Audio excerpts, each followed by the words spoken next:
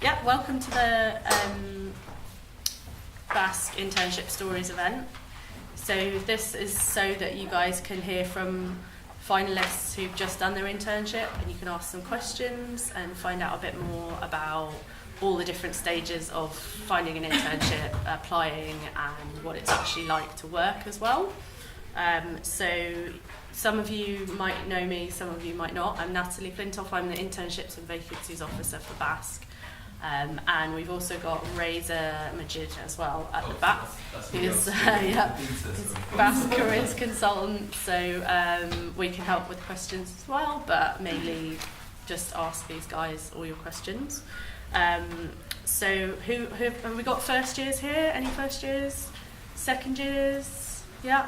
And a couple of other more familiar faces who might have been here a bit longer. So what I'm going to do is just get these guys to introduce themselves, and then we'll just go along and they're going to have a sort of short chat about their experience.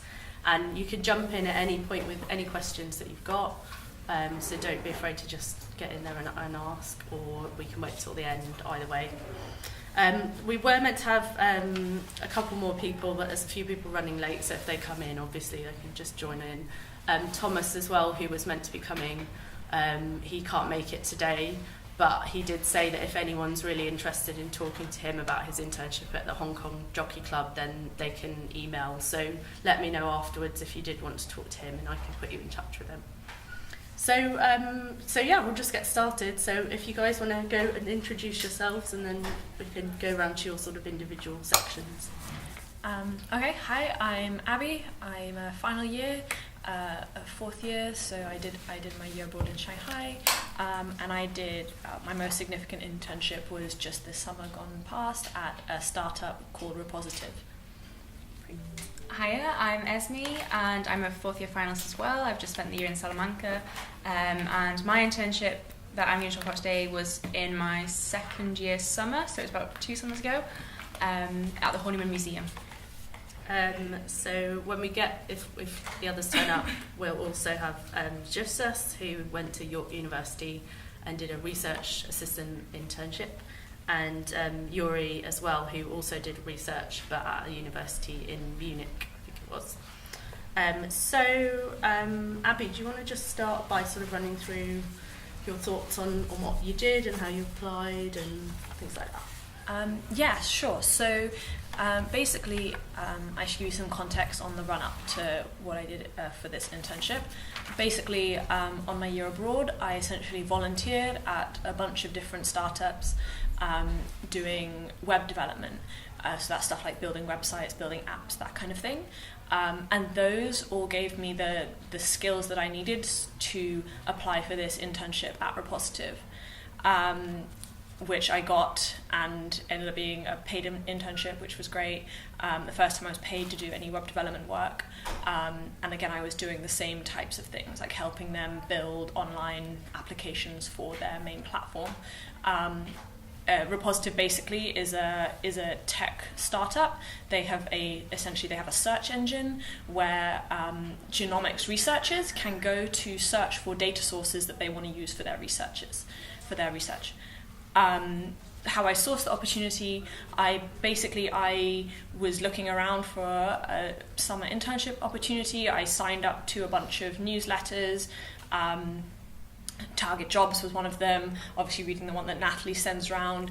And I found this one specifically because I was on the UCL Careers mailing list, and they send out like a weekly newsletter with a bunch of different opportunities based on your interests, and that's how I found Repositive.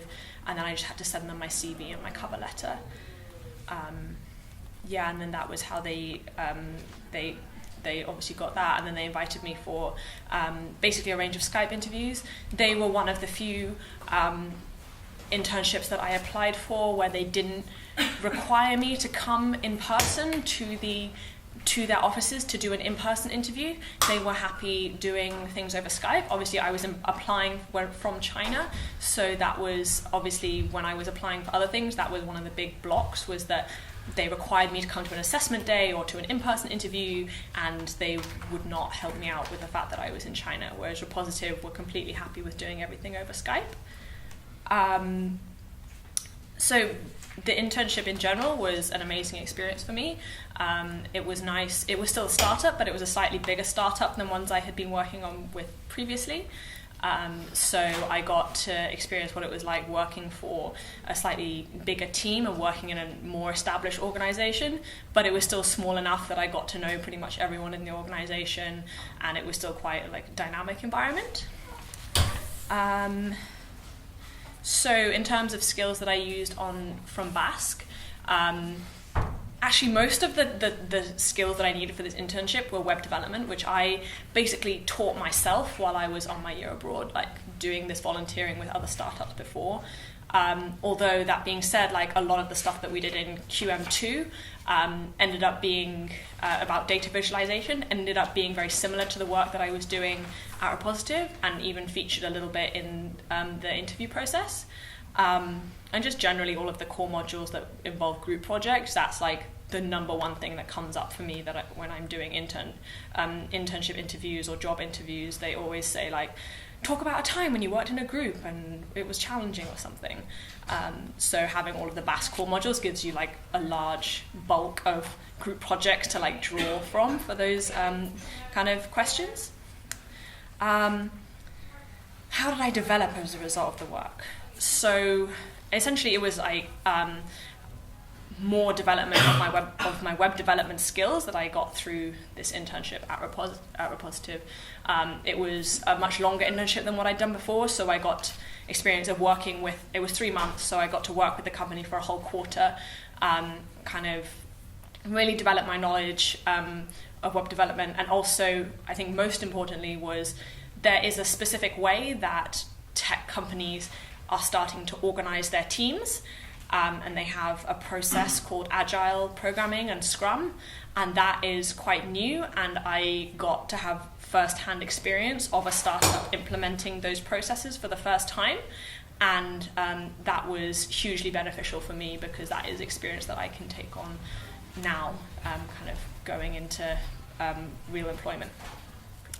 Yeah, brilliant. Any questions for Abby before we move on? But you can always come back. We can always come back around to that anyway. No. Okay. So next we've got Esme, who did something a bit different. So I'll let her talk about that. So I'm very based in the heritage and cultural sector, which is say that I've done about, I think, 3 internships since beginning in first year, all based around museums. So in first year, I worked at the Manchester Museum and Whitworth Art Gallery up in Manchester, 'cause I'm from Manchester. And that was, the application process for that was just, I found someone that was interesting and I emailed them. And I said, hi, I'm a first year UCL student. I'm really interested in what you're doing. I was wondering if I could shadow you for a month, if that's okay with you. So that was my first internship. My second one was then during second year at the Handel and Hendricks Museum, which was during term time. And the application process for that was via the BASc page. So I'd seen that it was a BASc-specific internship and they really wanted a BAScer to come and work for them.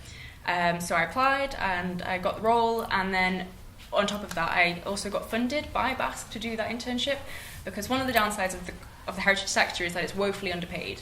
It just is, especially when you're at entry level. It's really hard to be a paid intern. And then my third internship was with the Horniman Museum, which was that summer, and that's what I really need to focus on today, actually. So, and that was also supported once again by BASc, I think it was. Yes, also funded by BASc, because there is a internships fund that you can apply for, especially if you're working for a charity or the heritage cultural sector. And so the Horniman, I was mainly involved with the Studies Collection Centre, which is a research centre for the Horniman based in Greenwich, and I was working with the collections team mainly, as well as conservation, and they had a massive redisplay of their anthropology collection, which is a world-class collection of African and Southeast Asian objects that had been brought out over in the 19th century. And the way that, they redisplayed it and rethought about the concepts and themes around it. So I was part of moving those objects from one place to another place and helping with the sort of spatially sorting them out. So I had to learn how to handle objects, use their database, which is called MIMSI XG, which most museums across London use as their main database. So once you learn it once, you can just go to a different organisation and use it there as well. And other roles that I took on were conservation. I shadowed the conservationist there because they have an in-house conservationist. So I learnt the basics of conservation while I was there as well, sort of what you need to look for when you're assessing an object. So those were my main parts. And I also undertook a small research project into a specific set of objects, which was the Assyrian story tablets. And then that was also sourced by the BASc page. It was a BASc-specific internship, and it was also had a caveat that you could also apply for the funding via doing this one, which was helpful because then I could actually live in London for a summer, which was beautiful. So the application process for that was questions that you had to answer, 250 words per question, a cover letter when you first applied for why you want to work for them, and then an interview. And then during the interview, it was about an hour long, and we went around the collection and they sort of asked different questions at different parts. And I was quite green and fresh at that point and sort of kept asking, well, what's that system? How does that work? What does that do? And I thought I wasn't going to get the position because I had just been asking so many questions and obviously not knowledgeable about the area. But instead, that kind of worked in my favour with the feedback because they liked that I'd asked so many questions, and that I was someone that they could teach how they did their system. And that was really helpful because a lot of museums, when you get into a museum, you find that it's set up very differently. Each museum is just very different. So then, when I was actually in the internship, it was basically really fun. Everyone was talking to each other. It was very interdisciplinary as a space. We all had lunch together for an hour every day in the common room. So we just got chatting. So that's how I got to work with a conservationist, because I sat next to her one day and I said, what do you do? And then she said, I'm a conservationist. And I said, oh, can I shadow you for a bit? So I think I would highlight here is that conversations are really important when you're in a workspace. That's how you can develop your own skills. It's how you can develop new opportunities for yourself. And as a result of that, I actually got her email and she gave me a load of support on how to go through conservation if I want to do that as a master's kind of sideline thing that I was considering at one point. Using skills from BASc, I'd say that, the same as you, the core modules were the most interesting from first year to give me a foundation to work with teams and how to look at data and how to approach spreadsheets and not knowing any of the world of work stuff that comes with an internship. And I'd say with museums, the most important module that I've taken is object lessons. That was the thing that changed. That's why I went into the Horniman, was because I'd taken object lessons. I just thought, wow, I like objects. It's really, yeah. And then the heritage and technology engineering one, but that's not open now, I don't think anymore. And then I'd say it's actually informed. Those internships have now formed what I'm doing in my final year, which is working with Helen Chastry, who is my supervisor for my dissertation, and she was the subject lead for object lessons alongside Thomas Cador.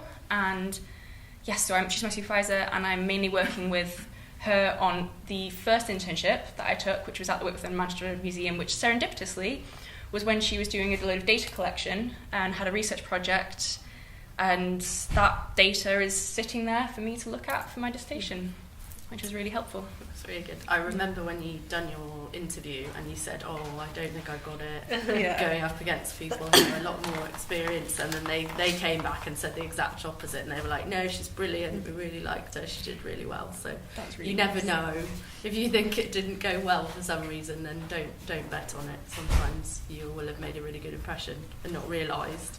And Natalie's a great person to quell those anxieties, because I also remember Skyping Natalie, be like, that was just the worst interview I've done, and my life is over. And she's like, calm down. It's okay. Yeah, you would never really know how you come across. So yeah, I was flabbergasted. I did not realise that I was going to get it. And you were like, no, just wait. It might happen. just wait and see what happens. Don't burn any bridges too soon. I think generally for internships, they're looking for people that like you said, that they can teach. They don't want someone who could just be there as a normal hire, like on a normal job. They like the point of internships is that they are going to like teach you knowledge, so that's what they want. So like asking questions and like being honest about what you don't know and what you would like to know more of. I think that's really, really important. Yeah.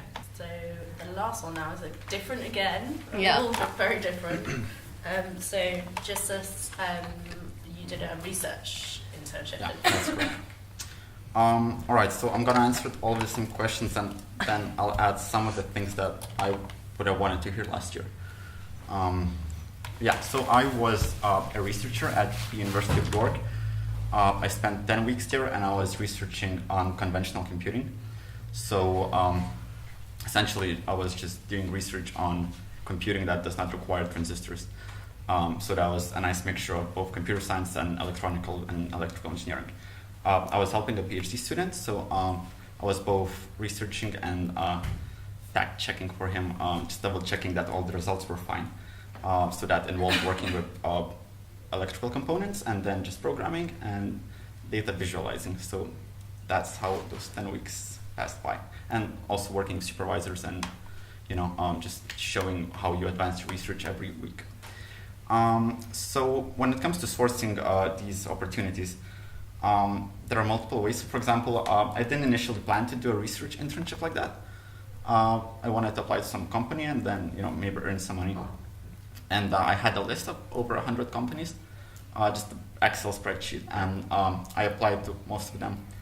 And then you also have UCL Careers website. That's where I found this York internship from.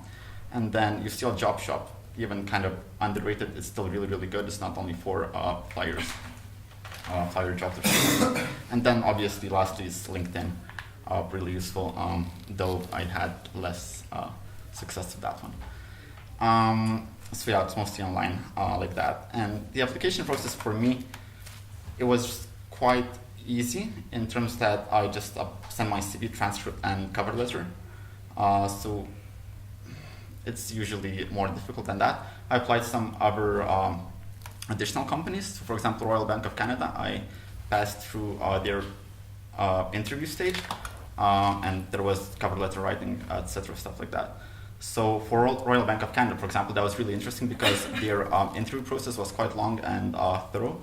I didn't manage to reserve a place, but one of my recommendations is if you do have extra applications that you have left after you've accepted your initial offer, just still go and do it because it's really good practice, and that's what I've done with Royal Bank of Canada. And then I had responses from Facebook, some other company called BuiltAD that used machine learning and architecture. And then I went into assessment center at MTV. So there was this combination of different internship opportunities that I used to both expand my skills and then understand more about how this process works. So now that I know more when I'm applying this year. So yeah. Now, another thing that you want to add is that it's completely fine to get rejected by 30, 40, or 50 places. I used to think that's only a BASc issue. And a lot of people just think that, oh, I'm BASc, I'm not going to get accepted to anything. I have lots of friends from computer science who have done the same. They applied to hundreds, not hundreds, but let's say 100 different positions. And they still only got 2 or 3. So that's perfectly natural. Another thing, if you're... add into that? That is when it comes to doing interview processes, it takes practice. You will probably not get the first thing that you apply for. Yeah. I the internship that I had this summer. I think it was the 12th internship I had applied for and gone through processes with other places, and you definitely learn how to do interviews, how to write applications by doing them, and a lot of stuff you don't really understand or know about until you've gone through the process and failed at them a couple of times. Reiterate as well, my best friend, who was also a UCL graduate, but she did geography, she applied for 65 different consulting firms for her graduate program, or a graduate position. She got 45 interviews, I think, over the space of her final year, and then at the end only got offered 1. And she's still at that company, she's having a great time, but I think she was up to the wire. I think she didn't get that acceptance until I don't know when it was. It must have been August, and then she had to begin the first week of September. Yeah. And I think going through like internship applications help when it comes to like graduate ones as well. So for example, I've been applying for things for graduate schemes now, and definitely like I've just been offered a position like earlier on than I thought I was going to, purely because I have had experience of very similar processes from doing all those internship applications last year. So they definitely help you, even if you don't get the internship at the end, they'll help you for the future ones. So yeah, 100 may sound quite extreme, but given that it's October now and you probably have time until April, when you space it out like that, it's quite all right. Also, you know, a lot of people say, oh, I'm BASc, maybe I'm not qualified enough. That's not quite right. So for example, for sciences and engineering, I always drop the arts and sciences part. So for me, it's just BASc, sciences and engineering. That's more straightforward, and I think for a lot of people, it helps to understand what your degree is all about. For example, when I get asked what I study, I always say it's like natural sciences, but for technology. And most of the people know what natural sciences are. That's a combination of a lot of different degrees.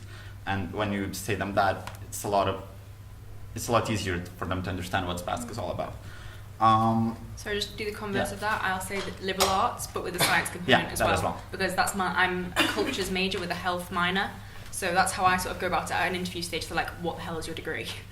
And it's very. That is the first question. Yeah, that's mainly the first question. What do you study? And what does the A and the SC mean? How? I think it's unlikely to appear on a drop-down menu as well. So if anyone's doing online application forms, I got so excited. I saw BASc. I that's probably the only place that you will see it. So a lot of the time, it's your major or your minor that you might want to sort of put on, or something similar to that. It's not necessarily just going to be BASc, but then you should get an opportunity to talk about it and how interesting it is if you get to the interview stage, which is great. And just on that note, like in CVs, like I personally don't actually mention like I'm on the societies pathway. Like I'll be like social science, like, you know, did the social sciences major or something, because I think, you know, as much as we know and we love BASc and things like that, like someone reading your CV just needs to understand what you're talking about. And you're like, if you're, you know, societies are like what is it? Whereas if I just read like modules include, and you've got a range. What is a good tip is, if before you go to any interviews or anything, like try and summarize what you do on your degree into like 4 sentences, and just like memorize that paragraph so that you can be like clear and concise and you sound like you know what you're talking about, and just rehearse it so that you can just parrot it back, because you'll get asked that question all the time, and it's helpful to actually have something planned out that it will be easy for them to understand. The best thing to do is like, if you think like you're talking to an Uber driver or a taxi driver, and you get in and you get chatting to them and say, oh, so what you do? And you say, oh, I do this, and they're like, what? And then you just explain. So think about, that's how I do it anyways. Yeah, so it's a combination of adding the right keywords to your CV, and then maybe adding some projects as well. A lot of people want to see projects instead of just modules that you have taken, because when you think about these modules, right, everyone, at least in sciences, everyone has taken maths, you know, everyone has taken programming, but what we have, what we're really lucky to have is that we have different projects from IRM or quantitative methods that you can add into your CV, and that's an instant benefit. So yeah, now back to my internship. Well, it was really nice because I really wanted to get out of London, and I went to York, and it was just geese running around everywhere and bunnies jumping, and I absolutely loved it. I got to go to the gym every single day, and it was really like this first year experience of university, because you get put into halls, and then there are other people who are, you know, exactly in the same position. And you just go to work at 9 in the morning and you work all day, do some studying maybe. And yeah, it's wonderful. I actually fell in love with research then. I wasn't sure if I want to do a PhD or something like that, but after the summer it sort of consolidated my plans, especially now that I've talked to a lot of the supervisors who are accepting PhD students and looking after different projects. I got to know a lot of facts about how to get into these programs and how to get the right references and things like that. So it's really useful when it comes to just plain practicality of it. We also had lunch every single week. All of the research students would come, and it was a mixture of undergrads and then people who are actually working there. So we would just discuss different things, short trips and like ever helpful things, how to get into different programs, discuss life in general sometimes. And yeah, it was just a lovely group of people. A lot of them actually came to UCL this year to continue their studies. Now, when it comes to applying my skills, it was interesting. A lot of people seem to dislike IRM or ATK, but even when I was doing actual hardcore science, a lot of these same concepts just sort of kept coming back to me. For example, evolution. I was working with evolutionary algorithms to find the right solution to my problem. And these things just keep coming back, especially IRM. You'd think that IRM is very much only like social sciencey, but in reality, you need to show off your interdisciplinary skills, and IRM is the perfect example to show people. Especially our project was on technology and how it's difficult for women to work in this field. So when you bring up these issues to scientists, everyone immediately gets drawn into it, and then you get more attention, and everyone's like, "Oh, BASc is amazing," which is true in a way. So yeah, my actual skills, obviously use a lot of visualization skills I learned from QM2, general interdisciplinary thinking from ETK, obviously electronical engineering and computer science modules that I've taken at UCL. So everything sort of fell into the right places. Now, in terms of how I developed, just, felt like a scientist for a while. Older, wiser. Yeah, so that was nice. Software skills actually was sort of an office environment when you think about it, because when you think of scientists, you think of just working in a lab. But in reality, I was in an office with 5 other people. 3 of them were PhD students. So you just come to them and talk about things, and it's a very professional environment. And yeah, it's just soft skills like just communicating to people, trying to explain what you're doing, because usually your project is kind of difficult to explain to people. So what you do every day is that you try to convey your scientific ideas in a very simple manner.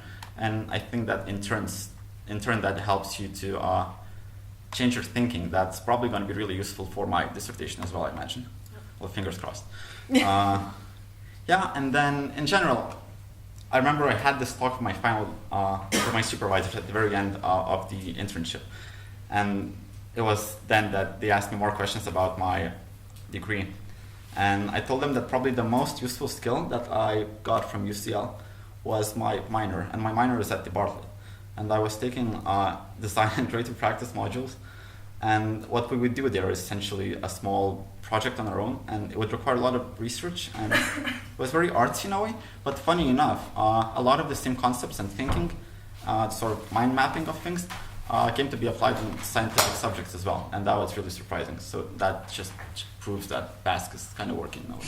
You said there were some things that you sort of wish you'd known at the start, sort of this time of year, when and how. What yeah, were those sorts of a lot of people got so depressed after their first 30 rejections, something like that. Everyone's like, "Oh, I'm never gonna get an internship," and then they just give up applying, because there's like no hope left whatsoever. And yeah, I think it's just really important to keep moving forward and just, you have to understand that every single student in the UK is trying to get an internship, and that's a lot of students. So naturally, it's going to be really competitive. You already have a leverage in a way that you're in a good university. Mm-hmm. You need to learn how to leverage your program because it's different. And then just understand that it's maybe okay if you don't get an internship, maybe you're going to get lucky next year.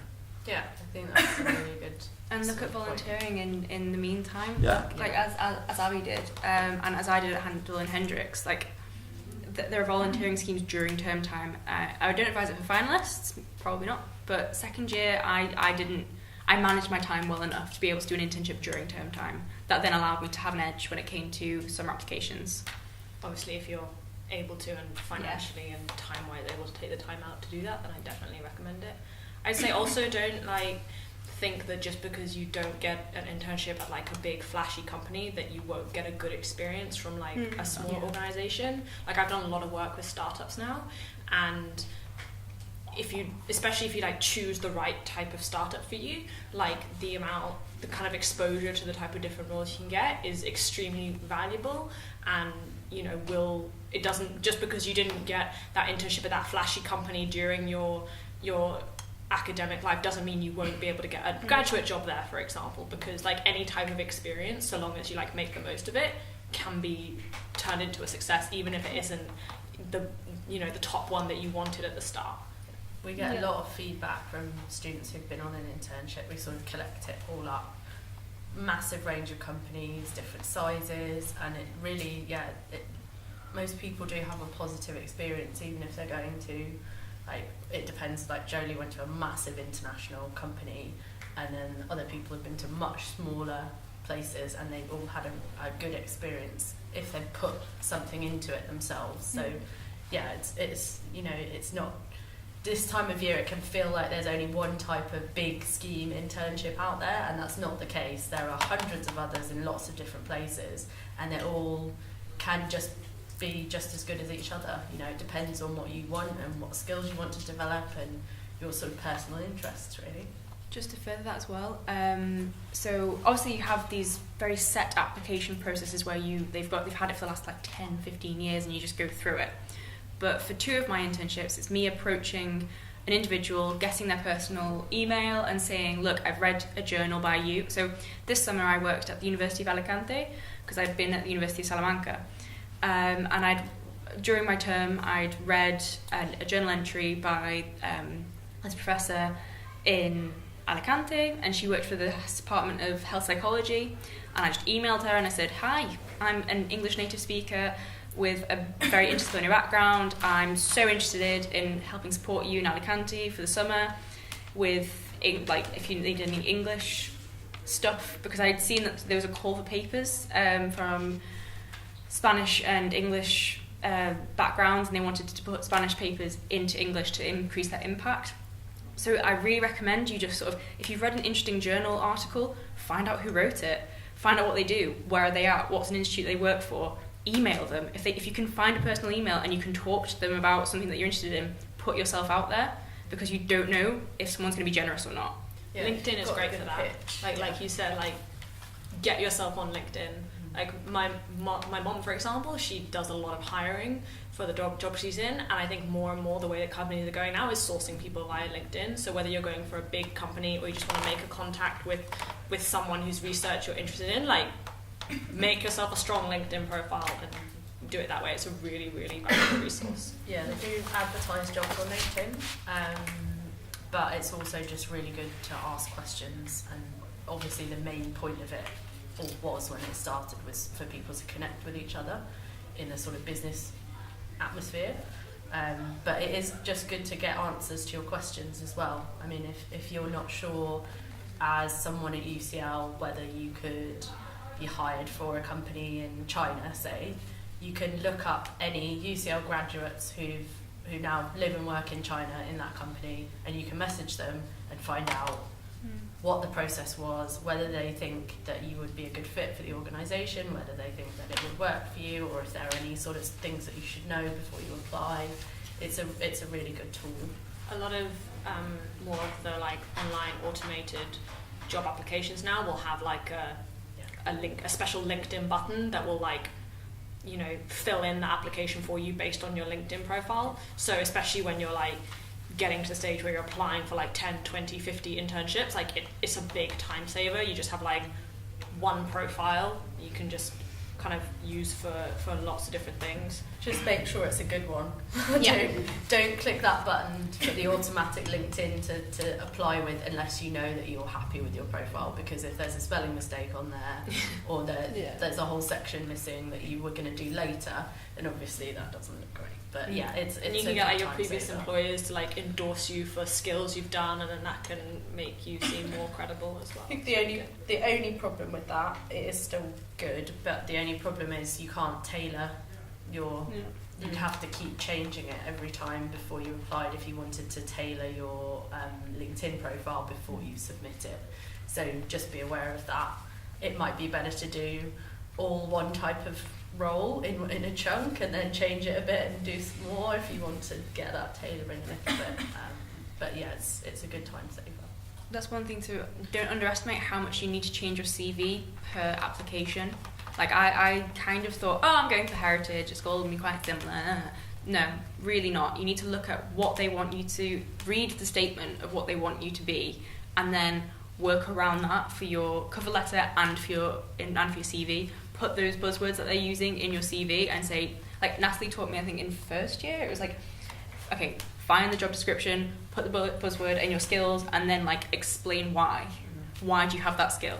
Obviously, don't lie, but you have You in know, the first yeah, place, sorry, no, but don't lie. I think it's a good point. I think that it does They depend, do make though. it easier for you if there's a list. I think it does depend though, because I know, well, my personal experience is especially when it came to this time around doing graduate stuff. Like by this point, I kind of know the specific type of role I want at the specific type of company, and I'm going for tech roles at tech companies. They're all incredibly similar. They all have very, very similar job descriptions. So in those cases, like I'll maybe have like, so I apply for 2 general types of roles, like a product management type role, and then like more kind of like web development techie type role, and I have like 1 CV for each. And then like the majority of the time, because I'm looking for I know what I want, and I know the companies that I want are all very similar, I can send the same one out.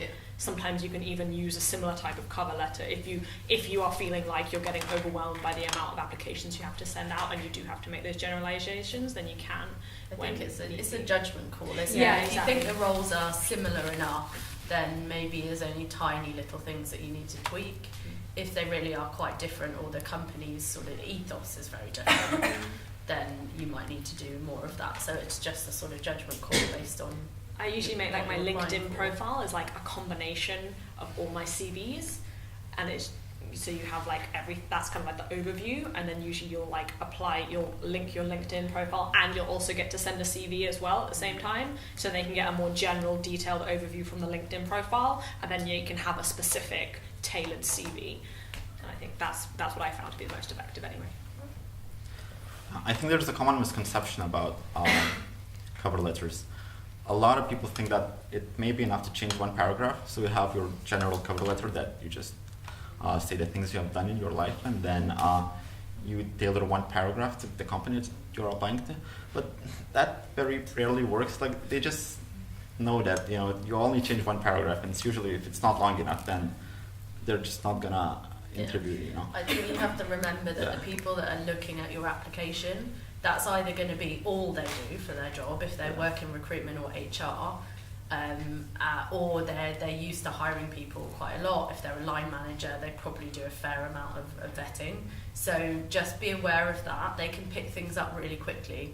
They can see when there's a generic application in front of them. They can pick it out fairly quickly, and they will just skim through to the next one. They'll put that in the bin and they'll go on to the next one. So just be aware that the person that you're sending this to, it's not the first CV they've ever seen, and it's not the first cover letter they've ever read. They are going to be looking for the best, and they're going to be looking for things that are about their company. And it does sound like a lot of work, but if you tailor fit every paragraph, then you're almost guaranteed to at least get an interview. That's happened to me. I know that I've sent out multiple applications. In some I didn't quite tailor fit every paragraph, and in some I did, and I've almost had like an 80% success rate with the ones that I tailor fitted the whole cover letter of the company. It sounds like a lot of work, and if you don't do it, then you have to understand that someone else is probably going to do it, and they're going to get the position. I don't know. I think it is really dependent on sector. Yeah. Like, there is Yeah, definitely just some there'll be sectors some where nuances. every single company is the same, and as much as they try to brand diversify, they use the same buzzwords on their job application site. They have the same company ethos. They have the same company working scheme, because generally they're competitors in the same industry. So if you're applying for 2 of the same things, like I have done it where I've set off the same CV and I've just changed the name of it, and it has worked. But only if you know that the companies are virtually identical. And if I was going to rewrite it, it would be saying exactly the same thing anyway. So I think either way, the message is that any one of you has always done your research on the company. Oh, Yeah. absolutely. Yeah. So the only way you can know that, and if that's going to work, is if you've actually sat down and done research about the company first, and you've read up on what they're doing and what their sort of mission statement is, or what the sort of skills that they look for in new hires. You've done all of that first, so then you can make a better judgment about what needs to go in your application and whether it does need to be different or whether you can use a more standard one, or sort of if there's very specific things that you need to mention. So I think your experience as a group in terms of that application process is quite varied. Yeah. So that's quite a good message, I think, just that some companies will go for multiple stages, others will just go for a CV and cover letter. I think that's, how do you guys feel about that? Do you feel like that's fair, or sort of?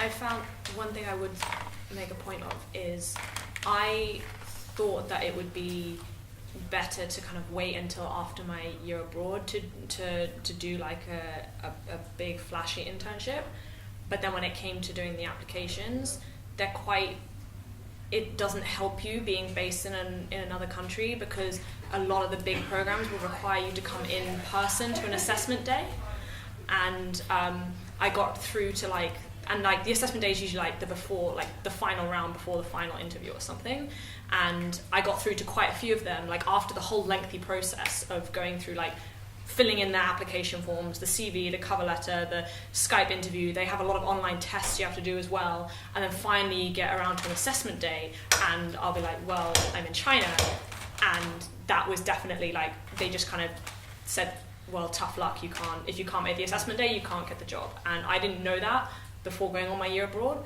So I would say if you want to apply to do an internship at a big name company which has that kind of very specific and rigid application scheme, do it before you go abroad so that you can actually go to those things. I think it does depend on the company though. I mean, I think that is the case for some, but more and more we do hear about companies being more flexible and allowing people to do Skype type things instead of having to go to the assessment centres, or even setting something off in that up in that local country office. Yeah. It just depends on the company and whether I think it depends on the number of applications they get actually.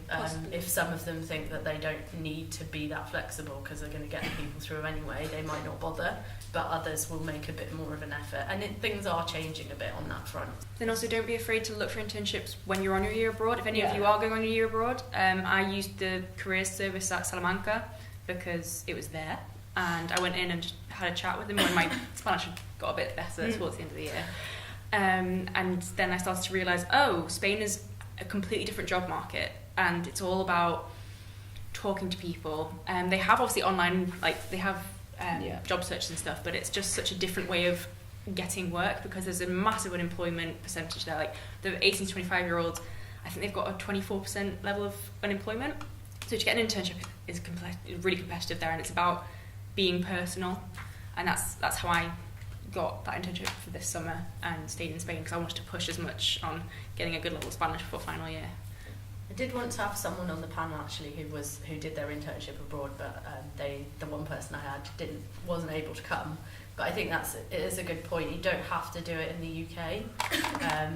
A lot of BASc students do their internship abroad, and there is support available to you if you want to do that. We're not just I was funded by Fund Again, or even just with your application, or pointing you to resources to learn a bit more about the job market in that country. We don't necessarily have country-specific advisors, but we've definitely got resources that will help you. So don't be afraid to look at that as an option. We'll still support you through the process as much as we can. And we do have a global internships programme coming up as well. So there's always things where, like with the BASc exclusive internship, someone's done a bit of the legwork for you and they're helping you make that connection with an employer, and maybe there's less people applying for that role than if you were applying on an online application. So yeah, there's lots of options really. The world is your oyster. So. Anything else you guys, stuff that you wish you'd known early on, things that were really surprising to you, or stuff that was the opposite of what you expected? Maybe if they have questions. If you've got any as well, jump in at any point. So, I had a couple of questions, but my first one was, so lots of the big internships, especially they're specifically for transmedia students, but I do know somebody who did an internship at a big company that was for penultimate year students, but lots of second year students also applied and still got in. I don't know what it's like in each sector though, or if you guys had anybody who was not. But if you are looking for something that early on and you are finding that is a blocker, getting those big ones, like get experience with in smaller companies, because they probably won't have those rules, and you can still get a genuinely good experience that will help you for like applying for like a big flashy internship later when you are in your penultimate year. Like what we were saying before about volunteering, like those experiences you definitely don't need to be in your final year to do. Sorry, my other question was like, how did you find the work-life balance in each of your So I was living on campus, and my office was probably 4 minutes away, so I could wake up at 9:55 and still make 8:55 and still make it. Well, it wasn't really strict. Like I could have worked until 9 p.m. every single day, or I could have left work at 4. You know, it was kind of up to me to decide how much I wanted to do stuff. I did quite a bit of work. I remember during the last week, because we had to finish our posters. A few nights I stayed in the office till like 3 in the morning, just trying to hastily put everything together. It was really good in a way that it was a small place. It was not like London at all. So, you know, I just went out with friends after work, or I would go to a gym and just, you know, generally have fun. I would say it depends on what you're used to doing at uni, I guess. For me, it was a bit less tense, but for some people it can be really stressful. I heard that banking can be quite horrible. Yeah, I think that's different. It will be a different experience. So I would say that for me, a work-life balance is incredibly important. I live my life outside of my work, and I like to go home, and I like to... I mean, I think I had a recent lecture where it was by Vin Walsh, and he said that you sleep for 37% of your life and you work for 19% of your life. So in those 19% little chunk of your life, you may as well spend it doing something you really love, and that's not going to kill you for the rest of it. So for me, museums give me a lot of happiness, and they give me a lot of life. I grew up going to museums. I really value them, and they're a space that I'm happy in, and that I feel contributes to society in a really good way. I come home at 5 p.m. and I think, wow, I've had such a great day. Like, it's so different to the stress you have at university. It's a stress of performance at university, which I have, which can really overwhelm me at times, because it's about your worth, and are you good enough? Have you got a good enough grade? And then when I go out and into a work environment where actually I feel like I have good skills, I feel confident in this, and then it's just in a really lovely space. It's just like, this is refreshing, and hopefully I get paid for it one day. So for me, it was really important. I wanted my weekends. I'm still ambitious. It's not that I've not got an ambition. I still want to get to be a director of a museum one day if I could. But I want that work-life balance. I want to be able to clock in and have that flexibility. So a lot of the time I would work 10 till 7.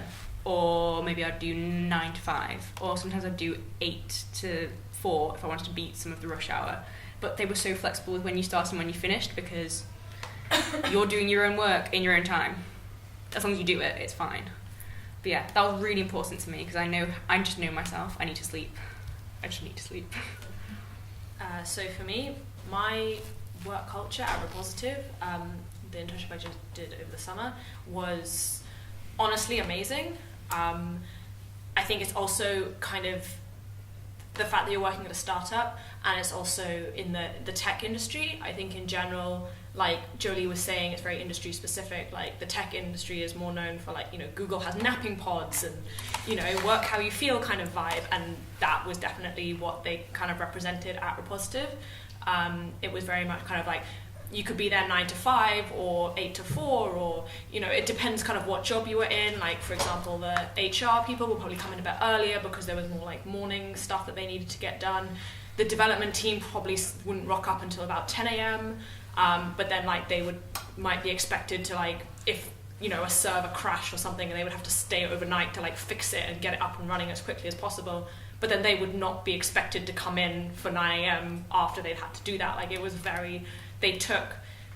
that's probably one of the thing I respected about the company the most, is they really took into account their employee kind of morale and how work hours affected that. And that, I think, in turn was represented by the people that worked there. Everyone was really dedicated to what Positive was doing. Everyone was happy, from what I could tell anyway, in what they were doing, and so they wanted to come to work, and that they knew that the hours were flexible, but that they could work, how they needed to. Like, kind of like what you were saying, you could choose your hours. If you needed to go early one day, then that was fine. You just come in a bit early the next day, and that was, for me, that was one of the bits that I enjoyed the most about the internship, was having that flexibility and not, having to have like a really strict timeline and expecting to work overtime for no extra pay, for example. Like, that was one of the things I really liked about my internship. Has anyone else got any more questions? Yeah, probably the last one. Thinking about work-life balance. It's probably like, yeah, quick one. How important was your year abroad, just in terms of having like one more additional year to gain skills and maybe volunteer, like So for me, actually, that's very relevant to both the internship that I got over the summer and the graduate job that I've just been offered now, which is at IBM, by the way. And also my previous internship has invited me back to work for them as well. One of the feedbacks that I got from this job that I've just been offered, for example, they said two things. First of all, they liked my ambition and my career drive or whatever. The second thing was that they were incredibly impressed with my year abroad, but not just that first of all, that I had gotten up and decided to go on a year abroad, like of my own initiative, but secondly also what I did during that year abroad, and so for me that was like volunteering at loads of different startups, basically self-teaching myself how to do web development. In that language or like in English? It was in English mainly, working, because when it comes to coding, it's pretty much all the same, like different coding languages, but it's all pretty much like English-based organizations. And the fact that I had that experience, that I was really motivated to work and do that by myself, that really helped me like get the job that I have now. And also when it came to, I couldn't have gotten my internship without having taught myself some of the stuff during that extra time that I had on my year abroad in order to get the internship, which then led to the job that I've got now. So, yeah. And Esme, you've already sort of covered. Yeah, I think that yours was useful. Yeah, it was invaluable. I got a different confidence, just so much, a new wealth of knowledge that wasn't there a year ago, and an ability to speak Spanish, which is actually really useful at times when when I'm there. I think we'll just go to the last question over here. It's kind of a follow-up to that. So like, I'm a first year, so we also have the option of working the entire year, splitting it into and working from half of the year and doing like one-term abroad. I believe we have that option. And I just wanted to know, like, if we could have the chance, should we like just do one term study abroad and like work for the next part, or work for the entire year, or especially like if you're already an international student over here? Personally, I'm a UK domiciled student. So for me, I wanted to go to Spain. Also, I'm just a terrible linguist. I've just never been very good at languages. And I knew that final year, Spanish was going to be my weak component for my final year, and that was my priority. That's why I'm really glad that I did the whole term there and really honed my Spanish. However, if I could do it again, and I think if I was in second year, I would do half-half, because I think it can really give you a competitive edge when it comes to the future world of graduate schemes and that kind of just the job market. For me, I think it would depend what institution you want to go to when you're abroad. For example, if you go to an American uni, or I'm not sure how the workload is in Spain, you might have a very heavy academic timetable and it might be very academically rigorous. For me, going to China, it was not academically rigorous at all. It was very relaxed. So I had the time to go and work in other startups, like at the same time as working, as studying at the university. So for me, and simply because Mandarin is such a hard language, I would have done exact same thing, like the full year so that I could get the maximum language component there. But also like the academic workload wasn't so intense. I could also take on extra work experience on the side. So I think it really is institution specific. Yeah, so I definitely agree with that one. Spain was really, for me, it was quite hard academically. So it was a really rigorous year because I was awful at Spanish and I was being taught 10 modules in Spanish, which was interesting. I think it's worth thinking about the deadlines as well for when you have to get everything sorted out if you are going to go for that option, because you then have to start really early getting your sort of like where you're going to work sorted out, getting sign off from that employer, and then sort of your application for your study abroad bit, the study bit as well. So there's just a lot of sort of planning ahead that you have to do for that. So yeah, but it's a good question. So I think it's getting quite late now, so I think I'll just say thank you very much. I've got one more thing I want to add. Go for it. I just want to do like a last minute pitch for a positive. Basically, they are recruiting. I wouldn't be saying this unless I genuinely had an amazing time there. Like, they're a really cool company. They're doing stuff which is genuinely helping people to cure cancer faster, and it's very techy. It's a very BASc organization, I think, especially from the health and environment pathways. It's got bits of tech in it, it's got business development, it's got human resources, it's got anything to do with biotechnology, genetics research. Like, it's super interesting, and they're growing really fast at the moment. When I started, there were maybe 20 to 30 people, and by the time I left, there was like 45 to 50 people. And they are like doing a big recruitment push, so I definitely recommend like Googling them. Even if they don't have an open role, like contact them, like send them your CV and like say that you were from the BASc department where like your intern Abby Mitchell worked. And I think they would be like, they'll have something that they could give you, maybe they don't, an internship, maybe some graduates thing. It's definitely worth looking into. So just really quickly, if you're first year and you can't get an internship, ask for a work placement. It's the same thing, but it just sounds less like responsibility for the person who's managing you. The only difference is if it's work shadowing, you won't get paid. Yeah. So if it's an internship, you're a worker, they have to pay you. If it's work shadowing, they don't, because you're not actually producing any work, you're just watching people do what they do. And that's how I could do it from when I lived at home with my parents. I could just go in. But yeah, still good opportunity to learn something. So. Or try university research positions in summer schools. So at York Cross-Disciplinary Center for Systems Analysis, that's where I was. There were so many first years from all over the UK, some from Cambridge, some from Oxford. All of them really well educated, and well, it's easier to be a second year because afterwards they can give you an offer for a PhD position. So many first years are going to be in way better position this year, and now that they're going to be applying for their research positions in summer schools. Yeah. Great. Well, thank you everyone for coming along, and we'll get this posted up online as well at some point. So yeah. Wonderful. Thank you. Thank you.